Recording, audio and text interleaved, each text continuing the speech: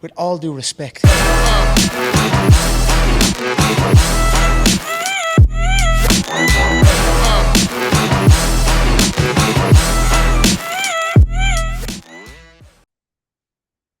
All right, we're recording. All right, this is rapid fire, rapid as we can be. This is the rapid fire version of With All Due Respect. Based on our group, we're going to talk about four main things. We're going to talk about sauna, uh, ice plunging, which I'm going to really do my best to avoid my bias here, right? Um, Fasting, and I think peptides. I think it's interesting about peptides is been out, Mike. How long has we known about? I feel like I've heard about peptides for a really long time. It's just like everything else in this industry. Um, give it 3 to 5 years, and all of a sudden it turns into an MLM. Yeah. Right. All of a sudden we have multi-level marketing peptides where they call them natural peptides. Right. Mm-hmm. Kind of sounds like when people were like, "Oh, here's," when people told me in 2000 that creatine worked just as good as Deca. I was like, yeah, probably not. Right. You haven't have you? Yeah, you sure? I I can tell you no, it doesn't. But rapid fire as we can be. I think we're gonna cover some good stuff. I'll stay in the group and I'll go right to some of the groups that people asked us. Um, let's start with peptides, Mike. Somebody's probably watching this, they're going like, what do you got a timer? What's a peptide, bro? What's a peptide, bro? Can you answer that? What's a peptide and why are they even out there? Short and sweet, a peptide is a short protein. So your body makes a lot of the proteins that well, let's back up. You eat protein, right? Yeah. That protein gets broken down into its constituent amino acids, and then the body will recombine those amino acids into a protein. And so that protein is a messenger, or it becomes skeletal muscle, or it can be a transport protein like albumin that your hormones ride on in the blood. You can do all these different things. So we've known about peptides for a long, long time. Everybody thinks that they're kind of like a 20th century thing. Well, insulin's a peptide. So we've known about insulin for a really long time and how it influences blood sugar dynamics. And then we finally figured out how to synthesize insulin, where initially we were getting it and extracting it from animals, and that's how people were injecting it to control their blood sugar. Then we were able to make it. Well, the same thing's now happened with peptides, where we figured out there's these variety of compounds that the body makes usually can make on its own from individual amino acids. So one of the more popular ones that everybody wants nowadays are GLP-1s, glucagon-like peptide 1s. And so these molecules are in the class of peptides. And when you inject them into you, they're going to have similar signaling effects to the peptides that your own body makes. So you make glucagon-like peptide 1, just like you make other peptides like BPC, body protective compound. And so my point is that many times individuals will say, well, why would I want to take a peptide? Because my body can just make it on its own. Well, that's true, but think about insulin. Think about drugs like Ozempic, which are GLP-1s. People will take supraphysiological amounts of things if they want to shift physiology in one direction or another. So the argument that, oh, why would I need to take that when my body can make its own? Vitamin D, your body makes its own vitamin D from cholesterol. Does a wide variety, millions, if not hundreds of millions of people take vitamin D because it's a global pandemic, if you want to call it that, epidemic? Yes, absolutely. So there's a variety of reasons why your body may not make enough of that peptide. But the point is that you can synthesize many of these peptides. And the reason why I say that first is that people need to understand taking peptides is not your highest priority. You need to lay the foundational groundwork so that your body can make as much of those substances on its own. And then if you do need additional support, you need to realize also that the vast majority of peptides that are available to consumers are only for research purposes. So if you Google peptides right now, there's a huge array of websites out there, and many of them will say for research purposes only. And so that being said, number one, you have no idea on sourcing as a consumer. You've absolutely no clue. And there's no way for you to vet that because you don't know much about analytical chemistry and you don't know much about the current synthesis process for these peptides. So it's a very, very gray area. Number two is most of these peptides, or many of them, are injectable. So now as a consumer, you have to understand reconstitution. You have to understand how that reconstitution changes the dosing per injection. So how many cc's you're giving or how many milliliters of the substance you're giving dictates to how many milligrams of each compound. And then you also need to understand injection procedure. So where to inject, how often to inject, do you have to rotate injection sites? How do you prevent the injection site from being infected? What do you do if it gets infected? So on and so forth. So the reason why I preface this whole conversation as peptides are small proteins. Yes, they're very popular. Yes, you can access them on the internet, but you should be aware of, number one, where that peptide's coming from. Many of them are overseas. So zero regulation in terms of other things that could be in there. And then the other thing is, as soon as you start injecting something into the body, it becomes a lot more complex because you're breaking that epithelial barrier. And so you're bypassing one of the main defenses that your body has. Not saying it's bad or good, just saying it's a consideration. So all that being said, now, some of your more popular peptides in our current day and age, one of the biggest ones to hit the mainstream is BPC 157. And so it stands for body protective compound. We initially discovered it when it was synthesized from your gastric juices or human gastric juices. So basically the hydrochloric acid in your stomach, they found this combination of amino acids linked together. And I believe it's 15 or 17 amino acids. And then they realized, hey, when you inject this compound into ligaments and tendons, we can now increase blood supply to these very avascular structures that don't normally have a blood supply. Well, now we deliver more nutrients. We have higher tissue turnover. We actually prevent skeletal muscle loss when we inject this compound. It improves gastric ulcers, gastritis. So it has this huge wide array of benefits. And many times with peptides, the data is not there on humans yet. So a lot of the data is on animal research. So in BPC 157, when you look at it, there's specific literature that's on Achilles tendon tears, MCL tears, gastric ulcers. They're now getting into things like MS, Crohn's disease, diverticulitis, because when you have this wide scale anti-inflammatory effect from a single peptide, it's multi-applicable. And so that being said, many people jumped on the bandwagon and said, put out videos, hey, I'm taking BPC 157. Hey, I'm injecting it for this. And there are very interesting anecdotal case studies where you have, I've seen UFC guys talking about, hey, I had a confirmed slap tear in my shoulder where basically they tore their labrum, confirmed on MRI. I did 4 weeks of BPC injectables into my shoulder through a physician and went and had a follow-up MRI and there was no slap tear.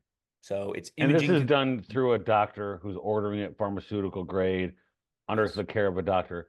This is not, hey, my friend is not part of this company that's selling BPC. Oh, it's natural BPC 157. Here's your stuff, constitute it. And because when you first mentioned to me about 157 for a little knee injury I had, you were like, yeah, inject it straight into the joint. And I'm like, I don't know. You're like, Preface this as yeah. I didn't tell Josh to No, inject he didn't. himself. I No. said you would need to You would have it need to, in the yeah, you would joint. need to. And I was like, yeah, I don't know if that's me, and I'm good enough to go right inside I just know it hurts right there, right? And I was just like, and I was thinking, man, it's just the reason I think people are asking is it's all over the internet. It's getting sold everywhere. Um, People are pumping out information on it. Um, what are before we move on, what are two or three things if you're interested in peptides? What are two or three things that you need to be aware of if you start looking into it?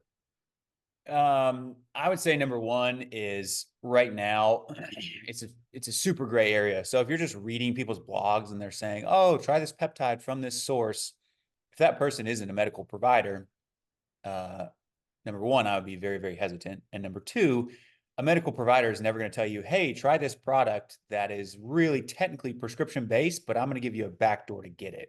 That's not a thing. They'll lose their medical license. So really, if you're interested in peptides, peptides right now are in the phase of where PRP and prolotherapy was a Okay. decade ago. Okay. And so PRP and prolotherapy a decade ago, everybody was like, you take out your own blood and you spin it down, you re-inject the platelets. What? That's not going to do anything. I will tell you, I just had a surgical OBGYN rotation about 2 months ago, and all of the farm reps now in the surgical space are coming to the surgeons and saying, hey, we've got this cool new product called PRP. We'll take some of the patient's blood, we'll spin it down. And then when you're in there in surgery, we'll give you their platelets that you can inject on the incision site. We found that increases fibroblast proliferation, Yeah. get better tissue elasticity, it heals faster. It's super cool. Well, yeah, that's been going on for at least a decade. Yeah. It's caught up now. So that's where peptides are right now. Yeah. And same You thing with, told me it may or may not help. Like when you told me about it, you're like, hey, look into it. It may or may not help. yeah, and I think with peptides, it's the type of thing that if you have a specific condition that the peptide has been studied in, and you have access to a compounded form of that peptide, not a buy on the internet, get it shipped to my door kind of Yeah. source, then under the direction and supervision of a physician, it may be worthwhile to consider having that conversation with them if you're trying to avoid some sort of surgical intervention or some sort of long-term intervention that has other really serious side effects. And Yeah. so this is why I say it's a huge gray area. They are not FDA approved. There is no peptide other than GLP-1s and insulin that is currently FDA approved. Mhm. So that being said, it's very important that people understand that. Like, I had someone ask me the other day, hey, can I use BPC 157 and TB 500, which are two common peptides, and they're called the Wolverine stack because they tend Mhm. to help with tissue regeneration, all these things. I've got a friend that has these recurrent canker sores. Can they use these two peptides? There's no indication. Yeah. Like, there's no current studies on that. So I cannot, in good faith, number one, tell you to do anything for a medical condition. But number two, there's no link for why that would possibly improve that outcome. So all that being said, I think peptides are super interesting. I have some good feedback personally. I Okay. tore an Achilles tendon Yes, you did. 6, 7 years ago, and I've used them orally for gastritis as Mhm. well as when I tweaked my Achilles probably 6 or 8 months ago. So just it's N of one. That's what I tell Yeah. people. Yeah. And everyone. Yeah. I've used them Absolutely. personally. I think they're very intriguing. I wasn't going to go through 6 months of physical therapy for a slight tweak. So I took about a month of BPC and markedly better. Yeah. Biceps tendonitis, same thing. Yeah. So again, full disclosure, I'm a healthcare provider, so I'm not ordering these from some Yeah. random site off the internet. Yeah. So Yeah. it's a different conversation. That's why I don't throw it out there for people as like everybody can access these. I understand there is a um, there's a nuance to that conversation. So Yeah. it's a gray area. I think it's a good start Could, for people that are asking. That's a good yeah, start conversation. could any physician prescribe it? Or would you Yes. recommend a certain person or physician? Technically, yes. So here's what just happened in the last year, I think, 18 months. The FDA basically went through and made a list of all the compounds that they are concerned about. And on this list was many, many natural supplements. For example, like we've talked about NAC, Yeah. NAC, N-acetylcysteine. That Yeah. was on the list. Glutathione, which is made from N-acetylcysteine. That was on the list. Glutathione's a peptide. It's 3 amino acids: glutamine, cysteine, and glycine. You combine those three, you get glutathione. It's this great antioxidant that your body makes on its own when you give it those 3 amino acids. And so the FDA had on that list BPC 157, TB 500, MK 677, LL 37, all these different peptides that physicians were using in this kind of gray area. And they said, hey, we're going to flag all these. We're going to make them very hard to access through compounding pharmacies. We're actually going to penalize those compounding pharmacies if they continue to make those specific peptides. And those compounding pharmacies, we actually want them to make more of the GLP-1s because there's such a shortage, and those are FDA approved. So the compounding pharmacies shifted, and now it's much harder to access some of those peptides. So You see this yes, face when you say that? yeah, Like it's not surprising. There's a whole new podcast we could do around why yes. they're And doing don't be surprised. this will be very interesting to timestamp this and come back to this in 5-10 years. Don't be surprised in 5 years if all of a sudden this new drug comes on the market with no side effects and these amazing anti-inflammatory properties. It's probably a peptide based. Yeah. And so those things are in the pipeline right now. So that being said, yes, you can access it through many physicians. You can find a lot of these physicians through groups like A4M. That's literally A4 as in the number M. And so it's kind of it's marketed as an anti-aging medical group, but a lot of them will have training in peptides and injectables. Mm-hmm. Now, let's back up just one step. When I started this whole conversation, I said, you can make some of these peptides on your own. People are interested in peptides. They want the extra thing. If you're sleeping 5 hours a night, you're not eating enough calories, you're training 6 days a week, you're using caffeine multiple times per day, all of this natural endogenous peptide production that you're going to have, even like growth hormone precursors and all these other things, all those things are going to downregulate. So this whole peptide conversation needs to be seen in the bigger lens of, if you're not doing the big things that generally move humans in the direction of health, you may be the person who's like, oh my gosh, peptides are amazing. They fix this and this and this and this and this. Well, yeah, you're going to have to literally stay on that long term if you don't fix all of the other things, down regulating your own production. So just keep that in mind. All these things sound great when you're kind of in the vacuum of just the BPC 157 vacuum. But if you zoom out, it's like, yeah, but why do you have gastritis? Why do you have chronic GERD? Is that stress related? Do you have H. pylori, which is this infective organism that can burrow into your stomach lining and cause gastric ulcers? Well, if you just take BPC 157, it's not going to solve that. You have to literally take antibiotics for that infection or whatever else to get rid of that infection. And then you may repair it with BPC 157. So my point is that if you've got something chronically going on and it hasn't been worked up, you just don't want to go to the doctor, you need to get a workup first. You need to do all the big things next that move humans in a healthy direction. And then if you're like, hey, I got some cash to throw around, I've got a physician to source this product through, I've got the means to have it monitored, then maybe I consider it. So it's a stepwise. Yeah, it's not a first conversation. Correct. Right. Just much like TRT. It's not first conversation. Yes. Right. So that's a great place for people to start. We could do a whole episode on it. The next subjects, do we want to combine sauna and ice bath, or do we do separate? I mean, I feel Yeah, like I think we can to start. And if combine. people have more questions about either one of them, then we can dive into that as their own podcast. But I mean, they do go hand in hand a little bit. It's we like can very talk popular about right now to do the double, like get the cold plunge and the sauna. Contrast bath's not. It's not. That's been done for years. Yeah. Discussing sauna and ice baths, cold plunging, right? We had a conversation before we got on this thing that I'm going to do my best to push away my bias against cold tubs, mostly because they make me hurt. I hurt in a cold tub.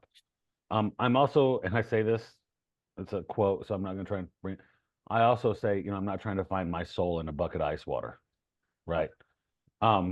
I feel like a lot of people try to find their soul. Ever since Wim Hof cured everything, I feel like I just and not that I'm not interested in that. It's not my thing, right? I've never done a cold tub and felt great, right? I've done saunas and felt amazing, right? Cold tub to me is a little bit kind of, I equate it to when people started wearing Vibram 5 fingers, right? Right, when they started wearing those. I forgot about those. I'm like, wow, it's like they're called like peer pressure. I used to call them peer pressure shoes. Yeah. Right. That's so funny. All the people were wearing them that did CrossFit and did all these things, and all these like physios started wearing it, and all of a sudden you go to the mall and you see a kid wearing Vibram 5 fingers, right? And I mean, it's just I feel like ice baths have kind of gone that route. Joe Rogan was on it, and then a couple people were on it, and all of a sudden everybody's on it because they want to do hard things. Whole different topic. Talk to us about sauna. We'll start with saunas. You've been a big proponent of sauna. I've had positive influence to the point I might put one in my house. Talk about the benefits of sauna and maybe push away some myths about sauna in a little bit, because I know that's something you're very into. Yeah. main thing people need to understand with hot or cold interventions, when you're inducing a state of hyperthermia or hypothermia, what you're doing is it's called hormesis. So like if you want to look into this topic, this is the content you go and look into. Hormesis is just a disruption, either positive or negative, in your current flat line. So your current status quo, you're just sitting, chilling, listening to this podcast. So if you want to disrupt hormesis, for one, you can eat vegetables. So vegetables contain compounds in them that are actually slightly protective of the vegetable in nature, so it doesn't get eaten. When we eat them, it actually causes our own body to make antioxidants. So we talk about vegetables as like having antioxidants, but basically that is inducing our own antioxidant production. Well, it's the same thing with saunas and with cold plunges. You're causing, it's called a hormetic stressor. And so when that stressor is induced, the body turns on certain mechanisms to counter that induction of stress. And it's important that you understand this because stress basically exists on a curve. And so I'm sure Josh and Gray, y'all have seen this, the Hans-Selye curve of adaptation. Yes. Basically, phase one of stress, you mount a response to stress and your body's tracking with that stressor.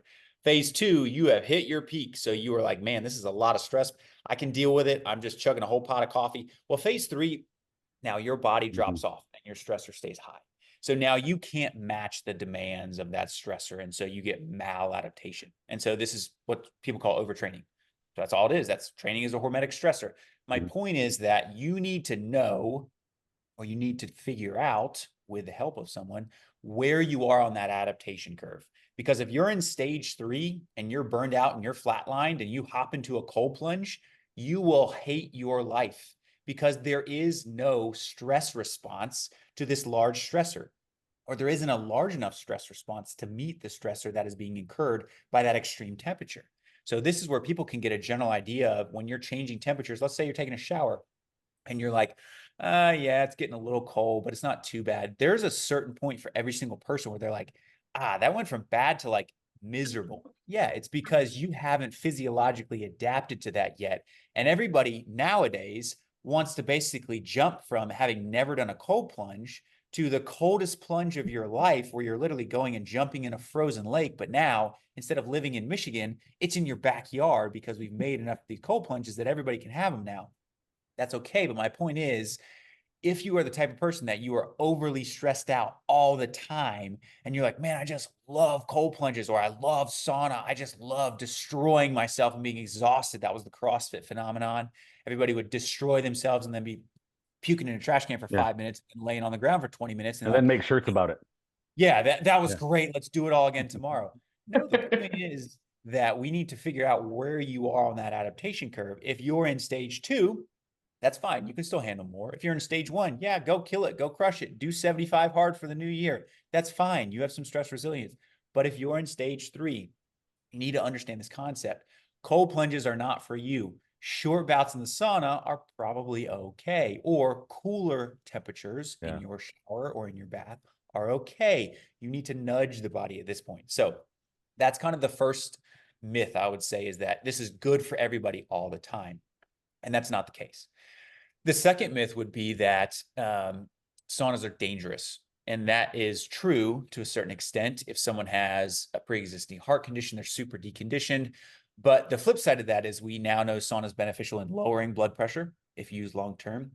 We know it's beneficial in lowering the risk of neurocognitive diseases like dementia and Parkinson's. And so it's important to understand there's probably 2 mechanisms that are occurring with this. Number one, sauna, we know, definitively turns on something called heat shock proteins. And these are basically your body's response to that hormetic stressor. It dumps out these immune-based, or doesn't dump out, but it turns on these specific proteins within the cell. And they're basically your body's way of coping with hyperthermia, or excess temperature.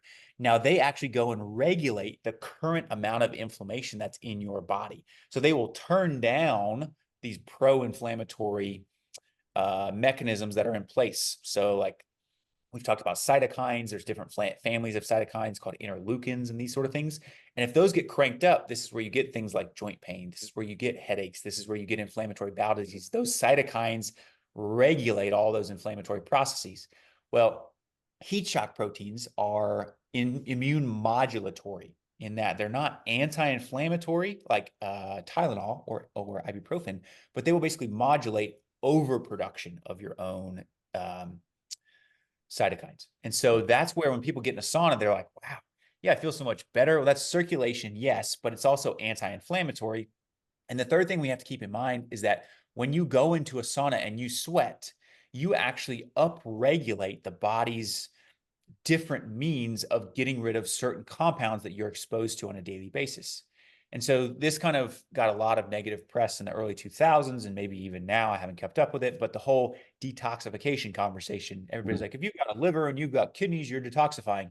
Well, now we know in the literature that you can do certain things that will upregulate certain families of enzymes and proteins. For example, you have a CYP 450 enzymes in the liver, and these will metabolize a lot of your common drugs that people take.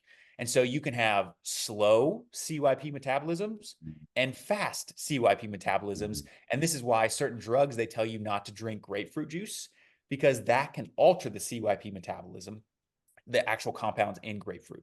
So when people are like, well, when you have liver and kidneys, they're detoxifying every day. Well, the truth is that you can get buildup of certain compounds that will lead to, for example, we know there's a positive correlation with certain environmental exposures now. They're looking at in both Parkinson's and dementia, that those compounds potentially build up in the body over the span of decades in a person's lifetime. And it may be now that, if you're not familiar with Parkinson's, for example, their prevailing theory is that they have these amyloid beta proteins build up in the brain that disrupts communication between the neurons. And then this person starts to become forgetful. And maybe if we can get rid of these proteins, that will solve it. Well, all the drugs that they've tried for that have worked very poorly. And so what we're thinking now is, I'm not in this, but what they're seeing in the literature, I don't know why I phrase it that way. What they're seeing in the literature is that you're in the literature all the time. That's why. Yes. But they're thinking that maybe these proteins are protective and the body is making them on purpose. And so the point is, as you go in the sauna, there's good literature now showing that you have an upregulation of heavy metal excretion in the urine, and you actually sweat out certain compounds more through the skin than you remove them through the GI tract or the urine. And so what you're actually doing is you're turning on certain phases of liver, phase 1 or phase 2 metabolism. There are these steps to get rid of things in the liver, and you're upregulating that with sauna usage. That doesn't happen with cold plunge usage. That's a different mechanism entirely. But the point is that that's another myth people need to understand. Detoxification, it's not a real thing. It's absolutely a real thing. You can increase it or you can decrease it, and that does affect physiological outcomes. We're talking about the world of optimization here, right? Like, yes, the liver and kidneys do that, but what if we can do some things to optimize its efficiency? Yes. And you're saying a sauna can do that. Dehydration will slow clearance of things. So when people are like, oh, if your liver and kidneys are working normally, yeah, well, what causes them to work normally? Being hydrated. Yeah. Like simple things like that. So it's like you can go down the logic route. You can't make that statement and then immediately say something else. Yes. Yeah. 100%, and we know people forget about the boring between, like we know they forget about regular sauna usage and actually hydrating yourself and not putting poisons and chemicals into your body like alcohol. They're like, oh, let me just take this detox tea that I got at Walmart and I'll be all good. Yeah. What if someone's listening to this and they're like, all right, we hear that saunas can be beneficial, but are they beneficial for me? I do think there's those people, right? There's some people should do it, some people shouldn't do it.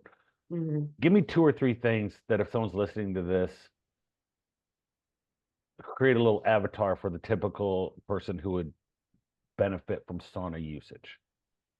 Well, number one is if you don't sweat, like if you're a poor sweater and you're like, yeah, everybody around me is always sweating in my workout classes and I never sweat, that's a good indication that you should spend some time in sauna. Progressively build yourself up. Everybody should be able to sweat. Now, the mechanism why that can't take place is a little bit more complex, but the point is slowly getting hotter will improve your ability to sweat. So that's number one. Number two is if you are a fairly depleted person, if you are run down all the time, if you're just super tired, this is getting into like more the medical side, but if you have like chronic fatigue and like myalgic encephalopathy and those sort of things, like probably don't want to start with a sauna. So like, or if you do really low temperature sauna, so like the at-home ones that get up to like 100, or start with like a warm bath.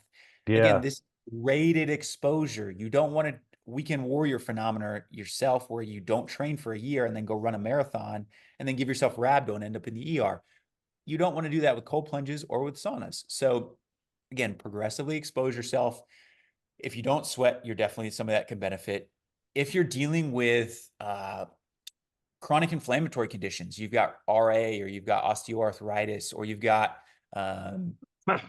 fibromyalgia, like these sort of like generalized things where like people are like, we don't know how to treat fibro. Like it's at least worth a shot to expose yourself to a heated stressor that can just be outside in your backyard in Colombia in the summer. Like it doesn't have to be a sauna, but get yourself hot and see how you respond. If you feel better, okay, so we're at least improving something, whether it be circulatory, whether it be lymphatic, whatever it is, see how you do with that.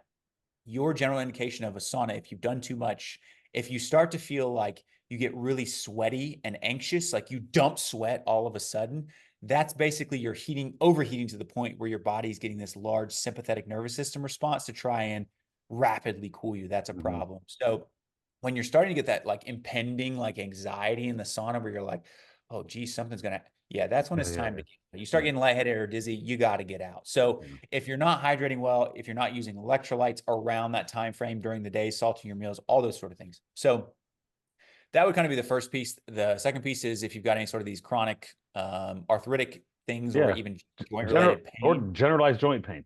Yeah.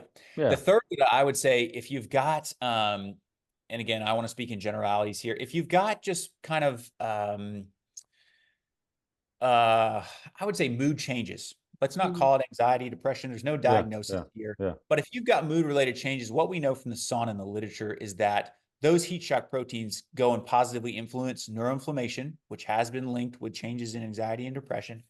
They do positively influence opioid production, endogenous growth hormone production, like in yourself, endogenous. Sold. I mean, Sold. so I'm sold. we know that like in improving your own growth hormone production with changing your workout techniques and using the sauna isn't going to necessarily blow you up in terms of hypertrophy. We know that in the literature too. Those sort of transient changes aren't going to do that. But what we also know is that hormones are anabolic and they help you rebuild tissue and they help you rebalance chemistries within the body. And so this is potentially why exercise was shown in a recent study out of Australia to be equally as efficacious, if not slightly more efficacious than SSRIs. Go look in the literature. I'm not making that claim. Go look in the literature. It's there. Please don't quit taking your SSRIs based off that line. Yes.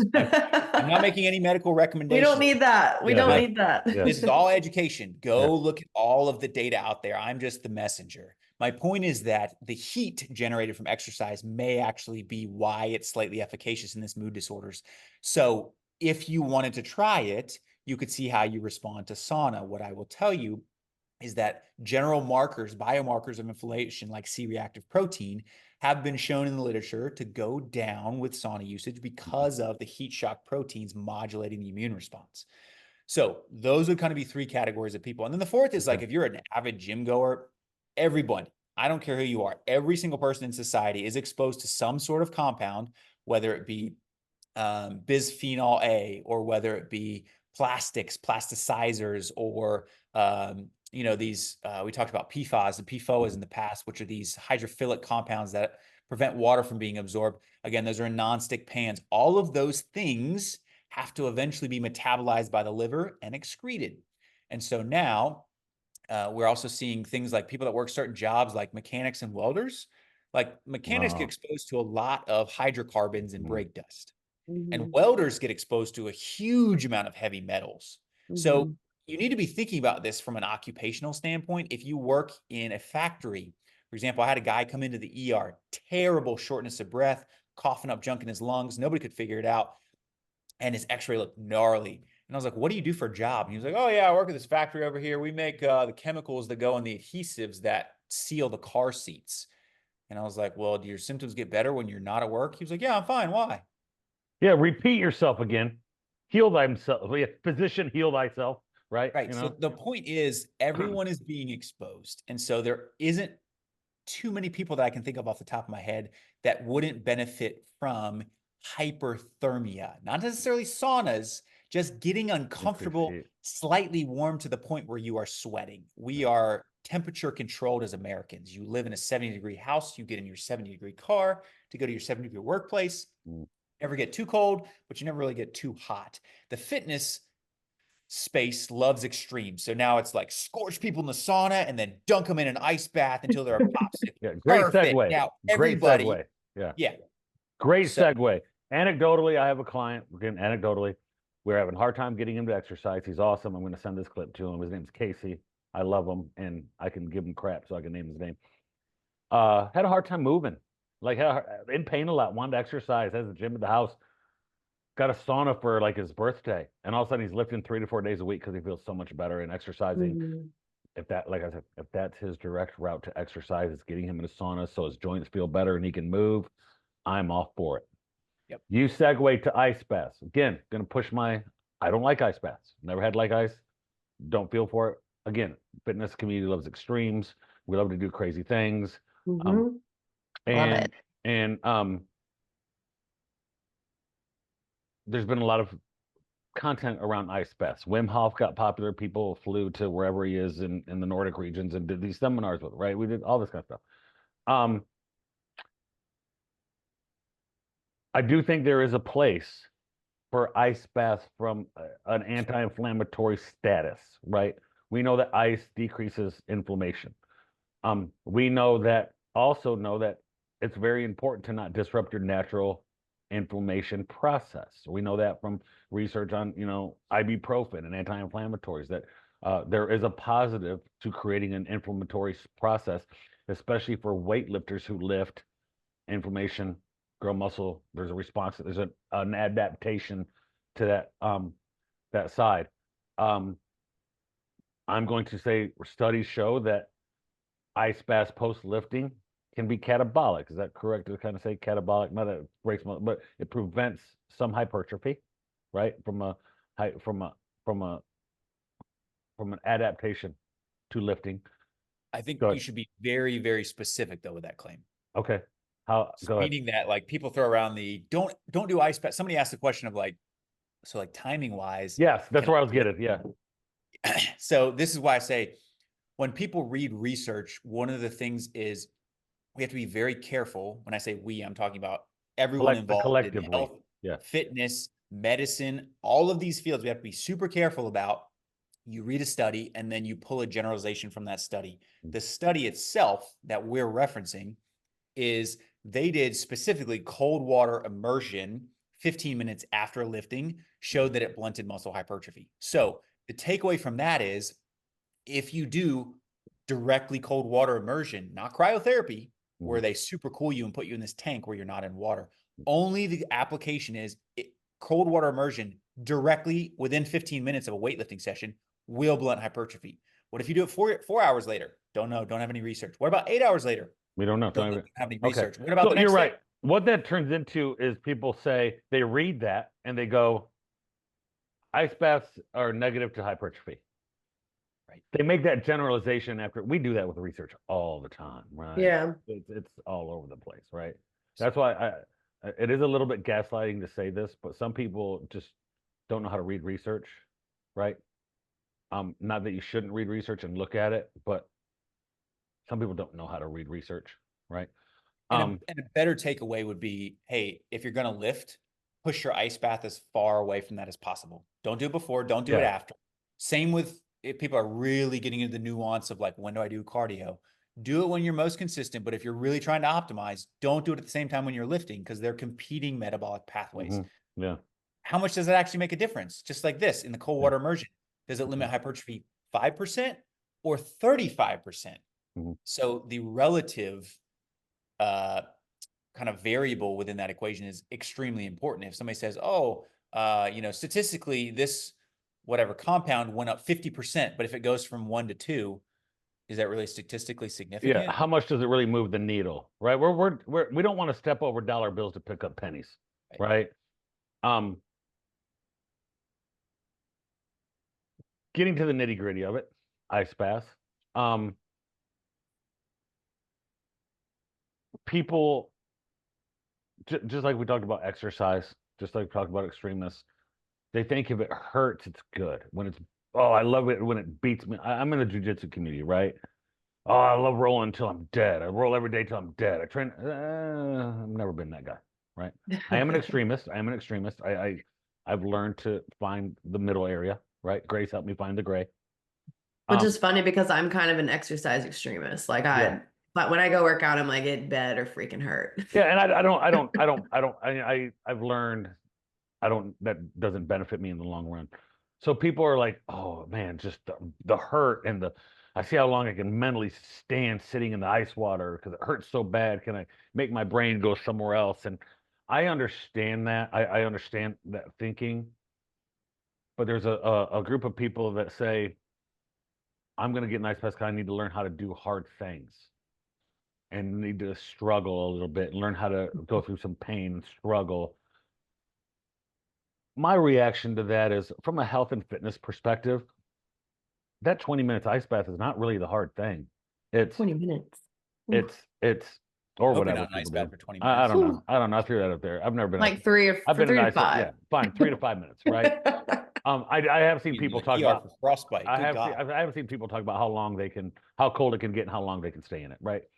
But I don't think from a health perspective, if you want to do hard things, try to be consistent tracking your food. Try to be Yeah. consistent working out every day. Try to be Lift consistent heavier. going to bed at the right Yeah. time. Try to be consistent, not, doing hard things doesn't have to be doing painful things, right? That's what's hard for people, not the ice bath, right? There's become this kind of like the I'll sleep when I'm dead. I'll train till I'm dead. If you're not throwing up, at CrossFit you used to have pukey, right? There's the culture that connects to the ice bath thing who think it can't work if it's not miserable and painful, right? That's the culture I push back against, right? Yeah.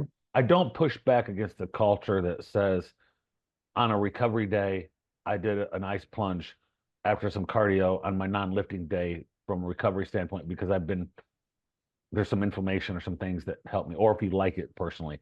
I don't like it, and that's fine. That's the culture I push back against, right? Yeah. If you are interested in ice bath like I said, finding your soul in the tub, right? Who could benefit and who if somebody came to you and they had these 2 or 3 things and they're like, maybe an ice bath would help, can you talk about who that person would be? Yeah. I think the interesting question to ask yourself and the important thing for people to understand is every time you have a large scale stressor, you have a concomitant increase in 3 different compounds in the brain, at least 3 that we've studied: endorphins, enkephalins, and dynorphins. Those are your own opioids. Huh. And so we have this opioid addiction where everybody gets addicted to these drugs that causes these drugs bind to those same receptors. Well, you make your own compounds that bind to those receptors. And that's why people can get shot and not know it in war, because you literally have your own endogenous opioids in the brain, which downregulate pain. So the question people need to ask themselves are, if I really love like destroying myself all the time, is it because I actually love the stressor, or is it because I actually love the reward that I get in my brain following that stressor? So I'm not addicted to the stressor, but I'm addicted to the positive reward that my brain gives me from a response to the stressor. Not good, not bad. But then it's a question to ask of, am I doing other things in my life that give me a similar opioid endorphin output? So exercise is one for sure, but spending time with loved ones, having hobbies, all these things give you endorphin rushes. And so that's where I'm just kind of curious that sometimes as adults, we forget about how we were as a kid. When we would do all the things that we would love to do, we get all these endorphin rushes. And when we get to be an adult, we're like, I work and I go to school or whatever the thing is. And then I cold plunge and then I go to bed and I track my macros. And it's like, yeah, maybe you love to cold plunge because it's the only thing in your life giving you endorphins. I don't know. Like, yeah. And maybe that's just a random correlation, but I think it's at least an important question to ask ourselves. Are we doing other things in our life that are making us happy besides forcing our brain to dump out opioids because it's so stressed from exercise or cold plunging? So that's kind of a nuance, kind of philosophical. The book Dopamine Nation, she does specifically go over research that shows where she has seen successful intervention in the space of addiction therapy with cold plunges. Oh yeah. I am Mhm. all for cold plunging as opposed to being an opioid addict, Sure.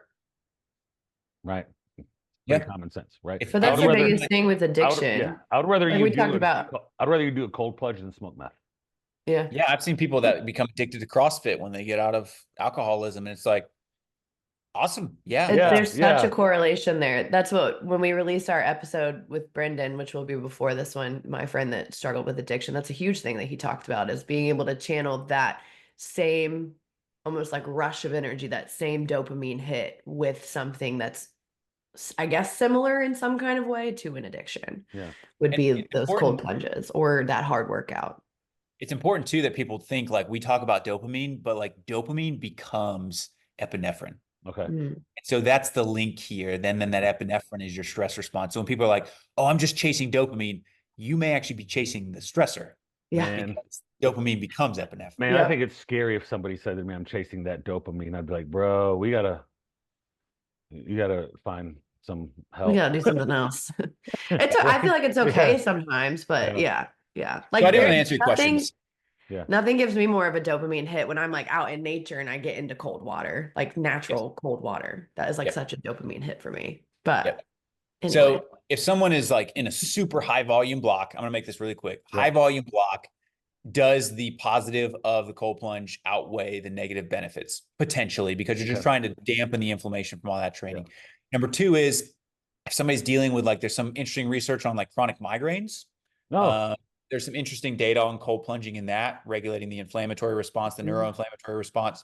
And then the third would be if somebody is trying to generate that hormesis, just that disruption in either hot or cold, ease your way into it. If you don't like hot and you're like, I love winter, cool. Maybe you're more of the cold plunge type for whatever reason, but ease your way in. Don't just dunk yourself and hope for the yeah. best.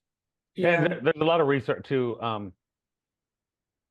A friend of mine actually did his master's thesis on this, on contrast, cold contrast recovery. A lot of the research around anti-inflammatory when it comes to cold baths and contrast baths, um, the water didn't really need to be that cold.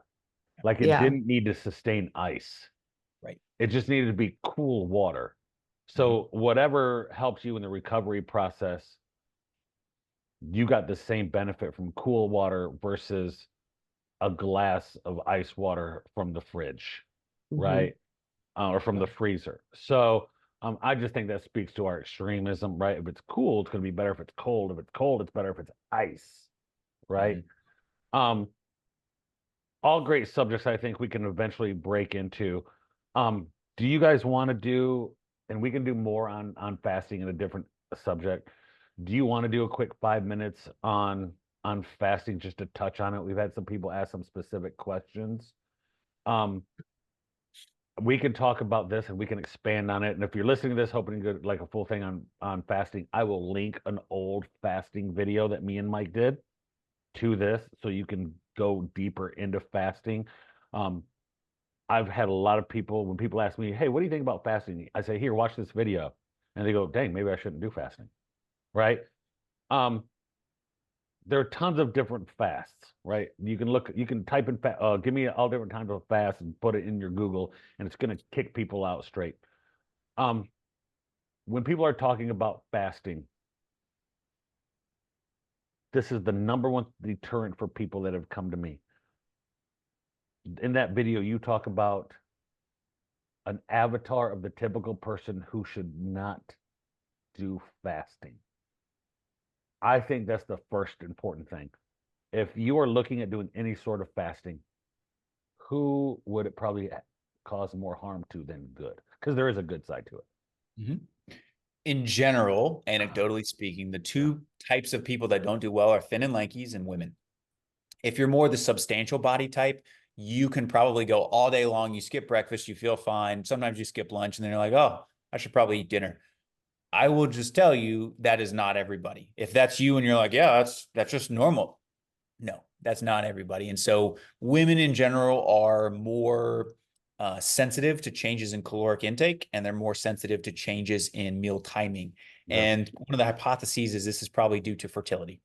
And Okay. so women have to have more of a caloric, steady caloric intake in their fertile years to allow for conception.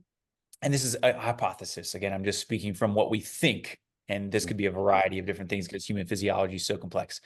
Thin and lankies, again, you don't have a whole lot of storage. These individuals may actually store lower amounts of liver glycogen, so they can't regulate their blood sugar as well. Or maybe they're just not as hungry, so they don't eat as much protein. So then their blood sugar responses are more erratic. So they need more consistent food during the day. So those two groups probably. And then obviously, I don't know y'all's clientele, but if you're an individual who you're, for example, diabetic, you're on insulin, yeah, don't skip meals, because if you go hypoglycemic, big problem, you're in the ER.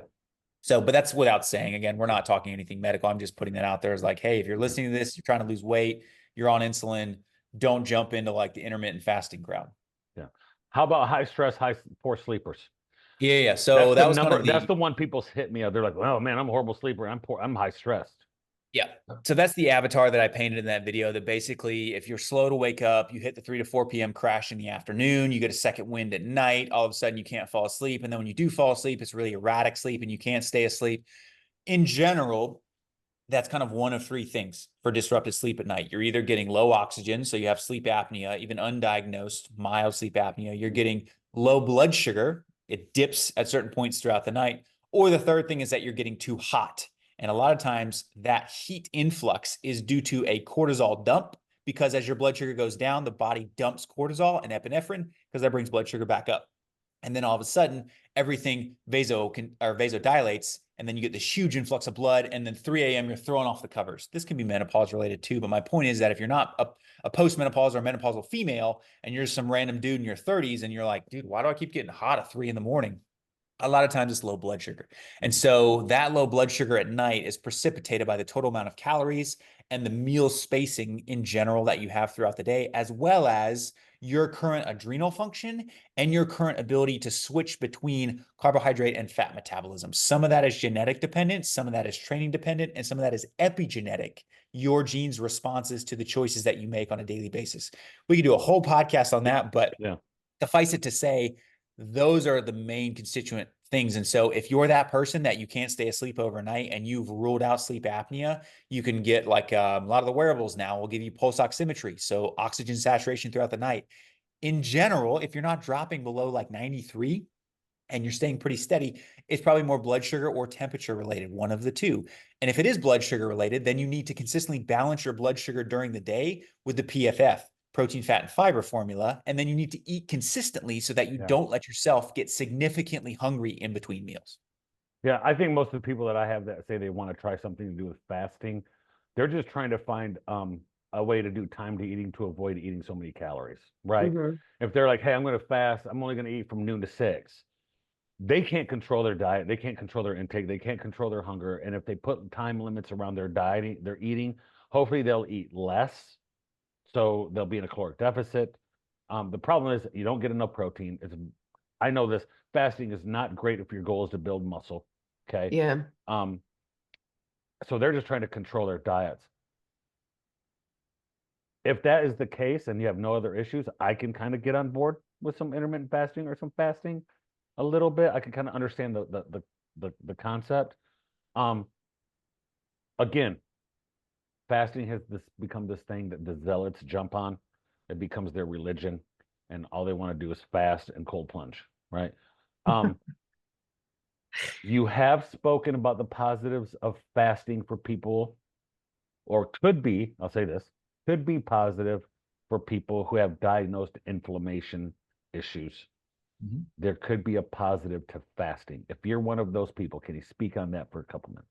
Yep. So real quick, if you are generally healthy, if your body fat's pretty low and you're fasting, this conversation probably doesn't apply to you. If you are more of the substantial body type, like we were talking about earlier, or you have confirmed a high A1C, which is generally indicative of some insulin dysregulation or insensitivity, the thing to keep in mind is that adipose tissue, so fat tissue, will secrete something called adipokines, which are chemical messengers. They're immune messengers that basically are pro-inflammatory. They cause inflammation.